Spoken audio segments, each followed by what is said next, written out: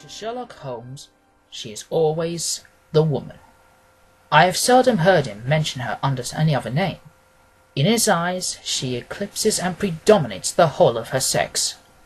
It was not that he felt any emotion akin to love for Irene Adler.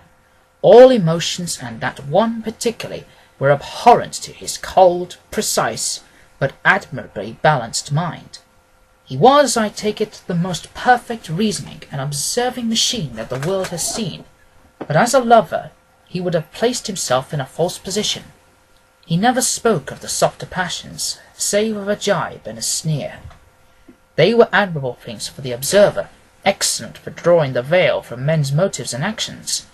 But for the trained reasoner to admit such intrusions into his own delicate and finely adjusted temperament was to introduce a distracting factor which might throw a doubt upon all his mental results. Grit in a sensitive instrument, or a crack in one of his own high-power lenses, would not be more disturbing than a strong emotion in a nature such as his. And yet there was but one woman to him, and that woman was the late Irene Adler, of dubious and questionable memory. I had seen little of Holmes lately. My marriage had drifted us away from each other. My own complete happiness and the home-centred interest which rise up around the man who first finds himself master of his own establishment were sufficient to absorb all my attention, while Holmes, who loathed every form of society with his whole Bohemian soul, remained in his our own lodgings in Baker Street, buried among his own books, and alternating from week to week between cocaine and ambition, the drowsiness of the drug and the fierce energy of his own keen nature. He was still, as ever, deeply attracted by the study of crime, and occupied his immense faculties and extraordinary powers of observation in following out those clues and clearing up those mysteries which had been abandoned as hopeless by the official police. From time to time I had heard some vague account of his doings, of his summons to Odessa in the case of the Trepoff murder, of his clearing up of the singular tragedy of the Atkinson brothers at Trincomalee, and finally the mission which he had accomplished so delicately and successfully for the reigning family of Holland. Beyond these signs of his activity, however, which I merely shared with all readers of the daily press, I knew little of my former friend and companion. One night, it was on the 20th of March, 1888, I was returning from a journey to a patient, for I had now returned to civil practice, where my way led me through Baker Street. As I passed the well-remembered door which must always be associated in my mind with my wooing, and with the dark instance of the study in scarlet, I was seized with a keen desire to see Holmes again, and to know how he was employing his extraordinary powers. His rooms were brilliantly lit, and even as I looked up, I saw his tall, spare figure pass twice in a dark silhouette against the blind. He was pacing the room swiftly, eagerly, with his head sunk upon his chest and his hands clasped behind him. To me, who knew his every mood and habit, his attitude and manner told their own story. He was at work again. He had risen out of his drug-created dreams, and was hot upon the scent of some new problem. I rang the bell, and was shown up to the chamber which had formerly been part of my own. His manner was not effusive. It was seldom, but he was glad, I think, to see me. With hardly a word spoken, but with a kind eye, he waved to an armchair, threw across his case of cigars, and indicated a spirit case and gasogene in the corner. Then he stood before the fire, and looked me over in his singular introspective fashion. "Wedlock suits you," he remarked. "I think, Watson, that you have put on 7.5 pounds since I saw you." 7, I answered.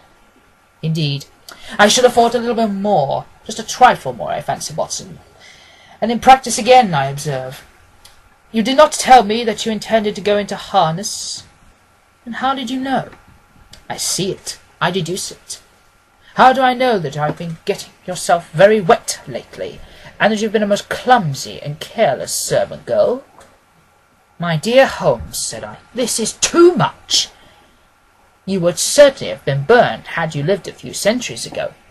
It is true that I had a country walk on Thursday and came home in a dreadful mess, but as I have changed my clothes, I can't imagine how you would deduce it.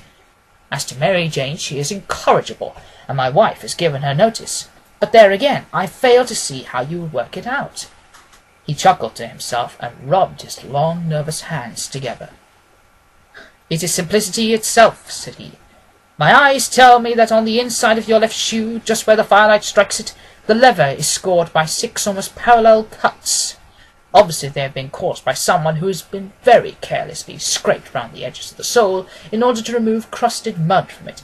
Hence you see my double deduction that you had been out in vile weather, and that you have a particularly maligned boot-slitting specimen of the London slavey.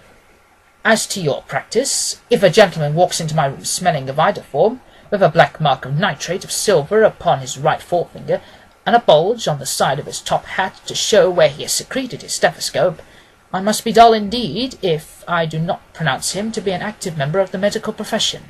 I could not help laughing at the ease with which he explained his process of deduction. When I hear you give your reasons, I remarked, the thing always appears to me to be so ridiculously simple that I could easily do it myself. Though at each successive instance of your reasoning I am baffled until you explain your process. And yet I believe that my eyes are as good as yours. Quite so, he answered, lighting a cigarette and throwing himself down into an armchair. You see, but you do not observe.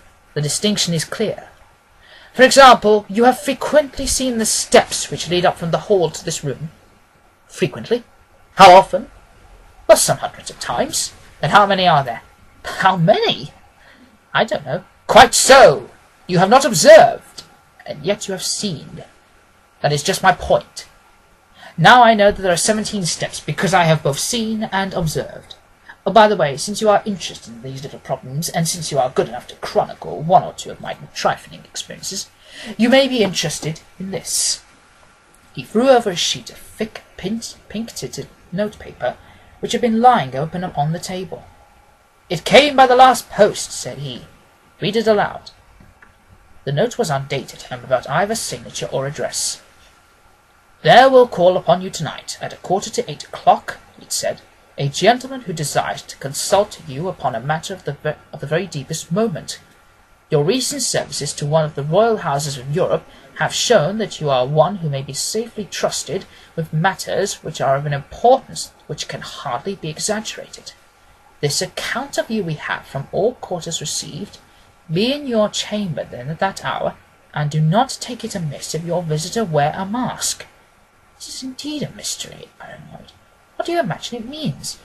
I have no data yet. It is a capital mistake to theorize before one has data. Insensibly, one begins to twist facts to suit theories, instead of theories to suit facts. But the note itself, what do you deduce from it? I carefully examined the writing and the paper upon which it was written. The man who wrote it was presumably well-to-do, I remarked, endeavouring to imitate my companion's process. Such paper couldn't be bought under £0.50 a packet. It is peculiarly strong and stiff.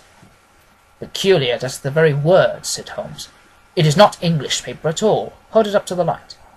I did so, and saw a large E with a small g, a P, and a large G with a small t woven into the texture of the paper. What do you make of that? Asked Holmes. The name of the maker, no doubt, or his monogram, rather. Not at all. The G with a small t stands for Gesellschaft, which is the German for company. It is a customary contraction like our co. P, of course, stands for papier. Now for the E.G. Let us glance at our Continental Gazetteer. He took down a heavy brown volume from his shelves. Here we are, Egria. It is in a German-speaking country in Bohemia, not far from Carlsbad, remarkable as being the scene of the death of Wallenstein, and for its numerous glass factories and paper mills. Ha ha, my boy, what do you make of that?" His eyes sparkled, and he sent up a great blue triumphant cloud from his cigarette. "The paper was made in Bohemia," I said. "Precisely, and the man who wrote the note is a German. Do you note the particular construction of the sentence? 'This account of you we have from all quarters received'? A Frenchman or a Russian could not have written that. It is the German who is so uncourteous to his verbs. It only remains, therefore, to discover what is wanted by this German who writes upon Bohemian paper and prefers wearing a mask to showing his face. And here he comes, if I am not mistaken, to resolve all our doubts." As he spoke, there was the sharp sound of horses' hoofs and grating wheels along against the curb, followed by a sharp pull of the bell. Holmes whistled. "A pair by the sound," said he. "Yes," he continued, glancing out the window. "A nice little room, and a pair of beauties. 150 guineas apiece. There's money in this case, Watson, if there is nothing else. I think that I had better go, Holmes." "Not a bit, Doctor. Stay where you are." "I am lost about my Boswell, and this promises to be interesting. It would be a pity to miss it." "But your client—" "Never mind him. I may want your help, and so may he. Here he comes. Sit down in that armchair, Doctor, and give us your best attention." A slow, heavy step, which had been heard upon the stairs and in the passage, paused immediately outside the door. Then there was the loud, authoritative tap. "Come in," said Holmes. A man entered who could hardly have been less than 6 feet 6 inches in height, with the chest and limbs of a Hercules. His dress was rich, with a richness which would be in England be looked upon as akin to bad taste. Heavy bands of astrakhan were slashed across the sleeves and fronts of his double-breasted coat, while the deep blue cloak which was thrown over his shoulders was lined with flame-coloured silk, and secured at the neck with a brooch which consisted of a single flaming beryl. Boots which extended half-way up to his calves, and which were trimmed to the tops with rich brown fur, completed the impression of barbaric opulence which was suggested by his whole appearance. He carried a broad-brimmed hat in his hand, while he wore across the upper part of his face, extending down past the cheekbones, a black-visored mask, which he had apparently adjusted that very moment, for his hand was still raised to it as he entered. From the lower part of the face he appeared to be a man of strong character, with a thick hanging lip, and a long, straight chin suggestive of resolution pushed to the length of obstinacy. "You had my note?" he asked, with a deep, harsh voice and a strongly marked German accent. "I told you that I would call." He looked from one another to the other of us, as if uncertain which to address. "Pray take a seat," said Holmes. "This is my friend and colleague, Dr. Watson, who is occasionally good enough to help me in my cases. Whom have I the honour to address?" "You may address me as the Count von Kram, a Bohemian nobleman. I understand that this gentleman, your friend, is a man of honour and discretion, whom I may trust with a matter of the most extreme importance. If not, I should much prefer to communicate with you alone." I rose to go, but Holmes caught me by the wrist and pushed me back into my chair. "It is both, or none," said he. "You may say that before this gentleman anything which you may say to me." The Count shrugged his broad shoulders. "Then I must begin," said he, "by binding you both to absolute secrecy for 2 years. At the end of that time the matter will be of no importance. At present it is not too much to say that it is such weight that it may have influence upon European history."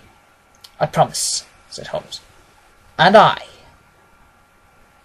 "You will excuse this mask," continued our strange visitor. "The august person who employs me wishes his agent to be unknown to you, and I may confess at once that the title by which I have just called myself is not exactly my own." "I was aware of it," said Holmes dryly. "The circumstances are of a great delicacy, and every precaution has been to be taken to quench what might grow to be an immense scandal, and seriously compromise one of the reigning families of Europe. To speak plainly, the matter implicates the great house of Ormstein, hereditary kings of Bohemia." "I was also aware of that," murmured Holmes. settling himself down in his armchair and closing his eyes.